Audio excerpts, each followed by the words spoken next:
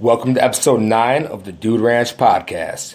This episode is brought to you by Country Raised, the #1 site for instant country music videos. Let's fucking go. Hit me like a hurricane, yeah, yeah, yeah. You hit me like a hurricane. You hit me category 5 with your smile, blew me away. Girl, it ain't but midnight. You done killed the lights, ran my heart back to your bedside.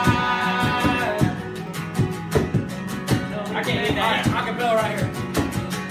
Then you rolled in with your hair in the wind, baby, without warning. I was doing alright, but just your side had my heart storming. The moon went high and the stars quit shining. Rain was driving, thunder, lightning, you wrecked my whole world. Alright. That was Luke Combs with Muscadine Bloodline singing Hurricane a cappella backstage.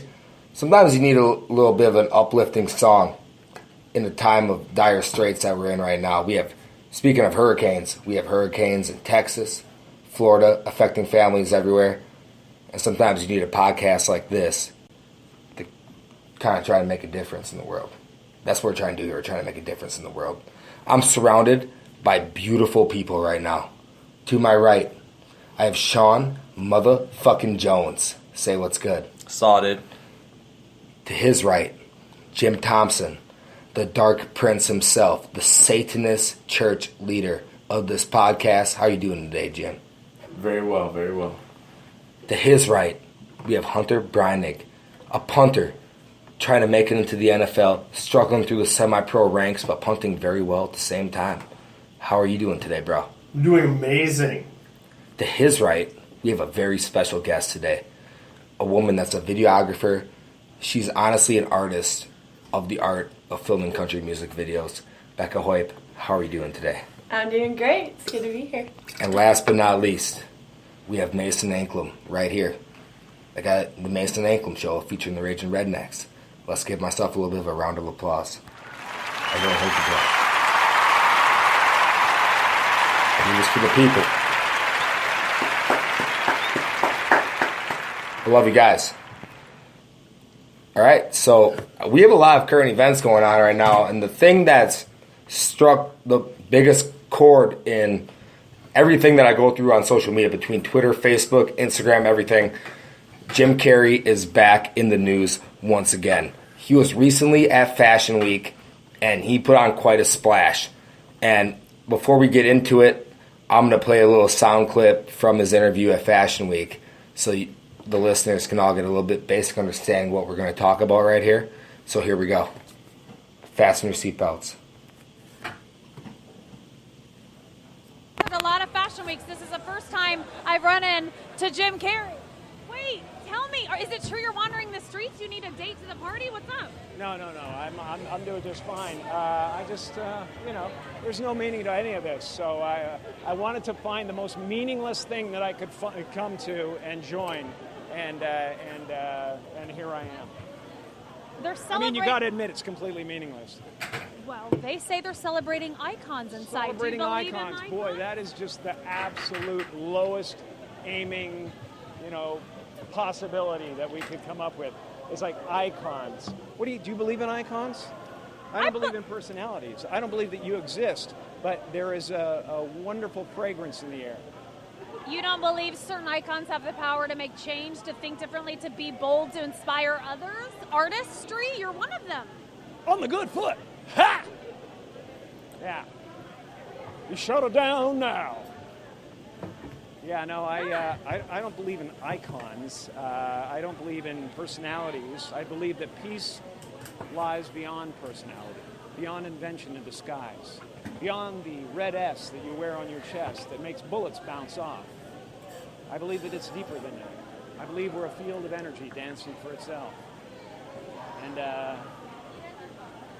I don't care. But Jim, you got really dressed up for the occasion. You look good. No, I didn't. Was that an get dressed accident? up. I didn't get dressed up. Who did? There is no me. There's no you. No. We're not here. This is a dream? There's just things happening.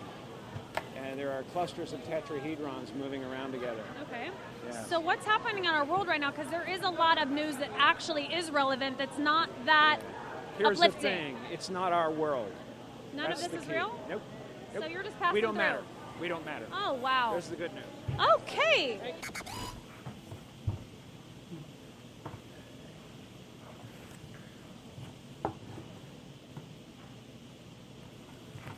Okay, guys. Well, as he said, Jim Carrey might have gone off the rails a little bit since he did that one what's that movie called that he was in when he was in a news reporter and he couldn't tell a lie? That's Liar Liar. Liar, liar. Now he was a lawyer in that one. He's became. Or he's a lawyer. The news reporter is Bruce Almighty. Okay, Bruce Almighty. He's became the exact opposite from Bruce Almighty. Now he is. I'm gonna say whatever the fuck is on my mind. This is who I am. He was talking about Fashion Week being a fake event. Like Fashion Week didn't exist, even though he was there dressed to the nines in a full tux. Yep. And I don't know really what to think about. Like he put my brain in a pretzel. Yeah, I'm pretty confused after that Maybe, one. maybe being in Bruce Almighty, him being God for that period of time, made him a Satanist. We're not like. Is that a conspiracy theory? Everybody's not real. Everybody's not real anymore. He's fuck. He's. We're energy floating around in the world. Well, we're all kind of energies, which he also talked about in that interview, saying that we don't matter. Like none of us matter. Yeah. And Jim, as the group Satanist, like the king leader of the Satanist white supremacist section of this podcast, I feel like you might have something to say about that. Is that true? Some people might think he's kind of wrong, but think about how many people are on this planet and how many people die every day and how much it doesn't affect you until it's one of your family members or closest friends, and it's kind of fucking true. You know what I mean? We're all pretty dispensable. So wrap your mind about that. Well, you had a good day. Someone had the worst day of their life. Well, their mom or dad or grandfather or grandmother died. So I mean. Don't get yourself caught up that we all matter so much because we really don't. So as crazy as Jim Carrey is, I can relate to that we all really don't fucking matter. Are you trying to say that you don't believe in dreams or love? Dreams, no, because I'm a college graduate roofer that hates my life. but love, love is something I'm chasing. So I'd like to believe in that. But bigger picture story right here. Yeah, we don't fucking matter, but I'd like to think that the future love of my life does kind of matter. But see, I gave up on dreams for a long time, and love, both. But where do you stand now? How do you feel on the love thing? I want you to be real. Well, once I found out that the sun is actually cold, it's changed my entire viewpoint on everything in the entire world. And now I've been giving dreams a second chance. Like my dream is for this podcast and for Country Raised to just reach for the moon. And I feel like... But what about when there's an eclipse? Is the moon the sun or is the sun the moon? Well, what's hot and what's I want to own the sun and the moon. You know what I'm saying? I want to own real estate in both of them.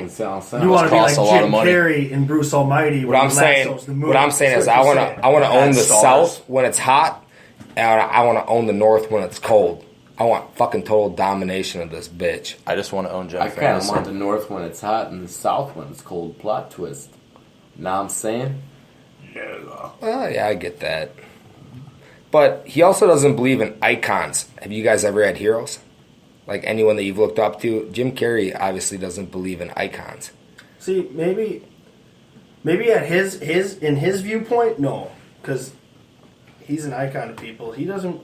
Maybe like we all looked up to people when we were younger, and maybe like that group of people has diminished over the years that you've grown up to actually understand who that person really is. Yeah. Now that your brain works better like that. Jim Carrey, who the fuck does he have to look up to? He's one of the best comedic actors of all time. Of course, he doesn't have icons. Well, do you know who else that?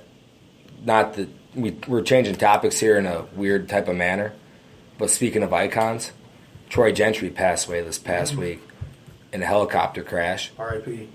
And to me, it's kind of taking a little bit of a toll on me because I used to listen to Montgomery Gentry all the fucking time. Like, anytime I'll turn on my radio in my car when I was in high school or just getting to college, Montgomery Gentry would be playing.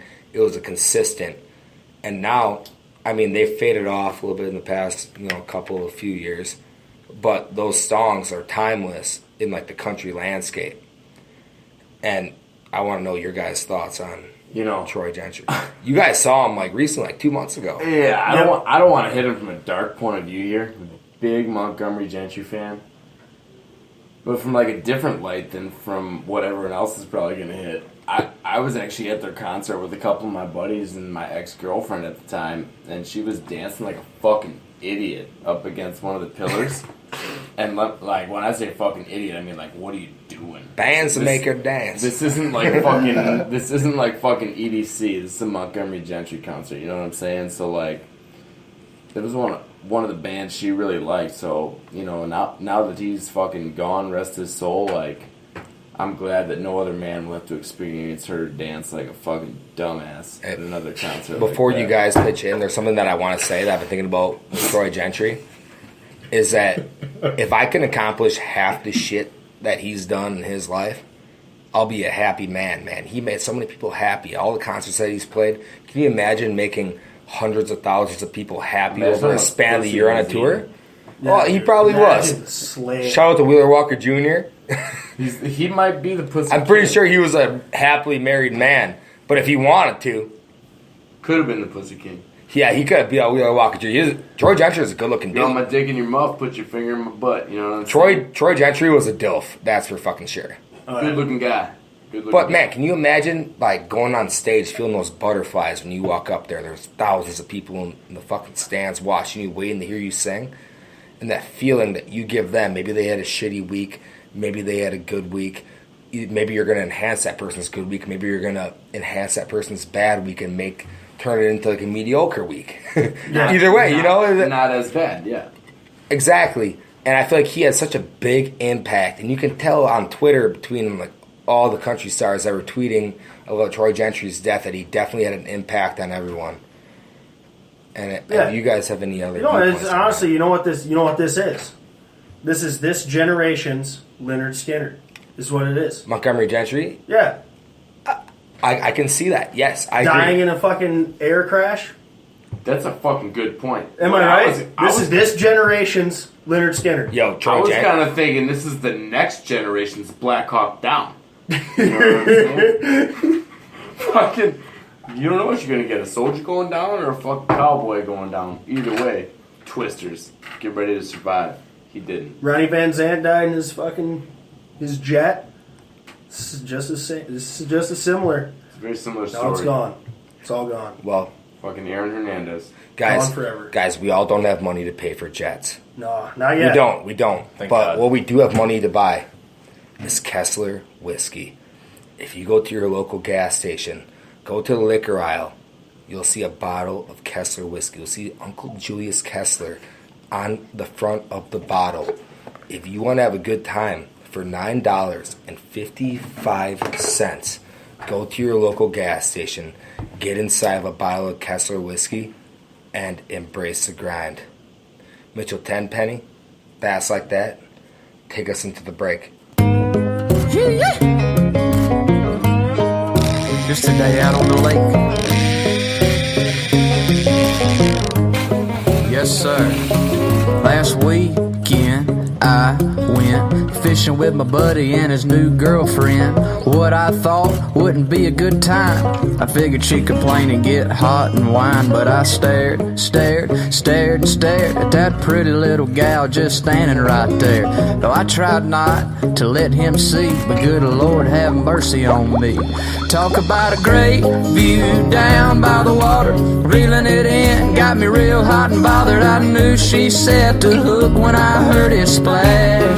And just like that, saw her bending over, picking up that thing, bouncing on the bank. So I started to think about mounting it up. Baby, don't throw it back. Alright guys, we're going to change gears here a little bit. Classic I'm right, you're wrong type of segment from our previous podcast for our new listeners that are tuning in. Our last podcast was just hot takes about sex and alcohol and everything you could imagine. It panned out for a little bit, but not... Back to the glory days. Maybe with the new audience, maybe it'll work out a little bit better. But it's a segment that's similar to that. Yes, it is. What do you look for in a woman? Hunter, Hit me.